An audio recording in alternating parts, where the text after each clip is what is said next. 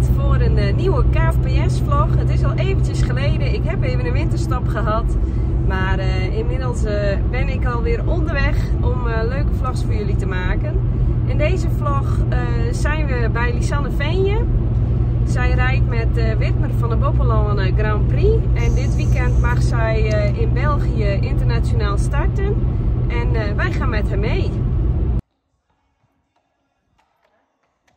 Nou, zoals jullie kunnen zien ben ik inmiddels aangekomen bij Lisanne. We hebben de hele vrachtwagen volgeladen met allemaal pakjes hooi en stro en al het materiaal wat ze natuurlijk nodig heeft de komende dagen. En dan gaan we zo beginnen aan onze reis richting Lier. We zijn zo'n 3,5 uur onderweg. Nou, inmiddels zijn we aangekomen in België. Achter ons kunnen jullie al een klein stukje van de hoofdring zien. Daar zijn sommige mensen al aan het inrijden. En naast me zit natuurlijk Lisanne Veenje. Lisanne, mag je zomaar internationaal starten? Nee, je moet daar eerst bepaalde punten voor halen. Dus in Nederland moet je al meerijden aan uitzendingswedstrijden. En als je dan 2 keer een score boven 65% hebt gehaald, dan mag jij je inschrijven dat je mee wil doen. En dan moet je nog goedkeuring krijgen van de KNHS dat jij dan ook daadwerkelijk naar die concoursen toe mag. Naar die concoursen. En welke wedstrijden heb jij in Nederland al gereden? Dat zijn kaderwedstrijden, hè? Ja, kader en uitzending. Ja. En nu is sinds kort is dat weer gesplitst, maar dat was inderdaad altijd samen. Okay. Dus daar zijn weer nieuwe regels bij gevonden. En het is wel per land verschillend wat de eisen zijn om mee te doen aan internationale wedstrijden. Oké. Nou ja, in Nederland als je 2 keer boven de 65%, dat is best nog wel een pittige eis. Ja, het is ook zo dat er dan altijd minimaal 3 juryleden bij zitten. Dus het is net wat strenger en net wat meer verwacht dan op de gewone plaatselijke wedstrijden. Maar goed, we zijn hier. Ja. Dat is het mooiste natuurlijk. Ja. Hey, ik heb begrepen, straks hebben we de veterinaire keuring. Ja. Wat houdt dat in?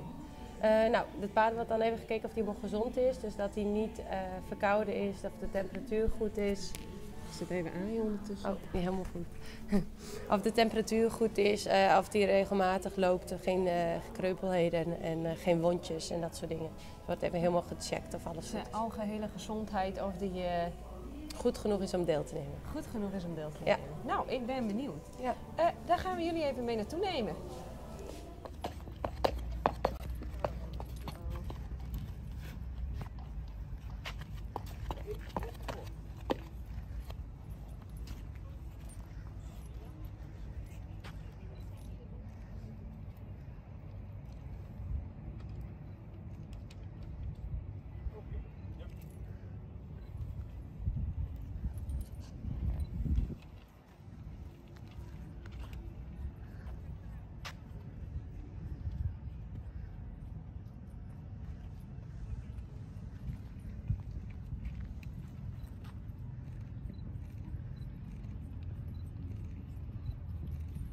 Nou, de vetcheck is nu weer klaar. We moesten eerst even op stand kijken of hij wondjes heeft of andere rare dingen.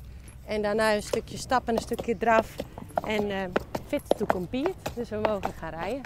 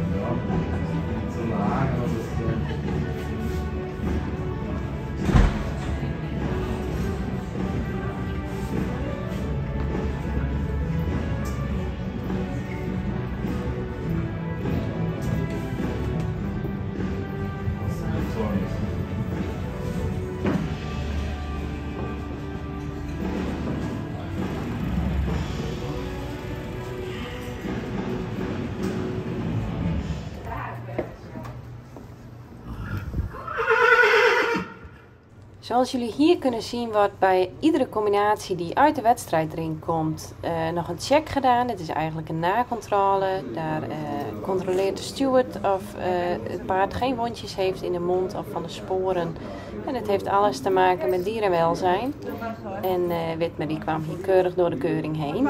Eventueel kan je dan ook nog in aanmerking komen voor een dopingcontrole. Graag gedaan. Nou, intussen heeft Lisanne haar proef gereden op de zaterdag. Haar 4 sterrenproef. En we gaan haar eventjes vragen hoe het is gegaan. Hey Lisanne, ik heb hier een microfoontje voor je. Ja. Want wij als volgers willen natuurlijk heel graag weten, hoe is je proef gegaan? Zo. Nou, eigenlijk had ik best wel een baanmomentje in mijn proef. Ik sloeg namelijk een stukje over. Dus ja, dat is gewoon verkeerd rijden als het ware.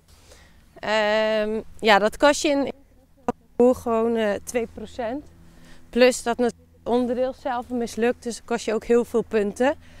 Dus al met al ben je gewoon ja, heel veel van je percentage kwijt. Ja, op dat moment dan ben je aan het rijden en ik was echt gefocust op het stukje wat we getraind hebben om mijn overgangen duidelijk te maken.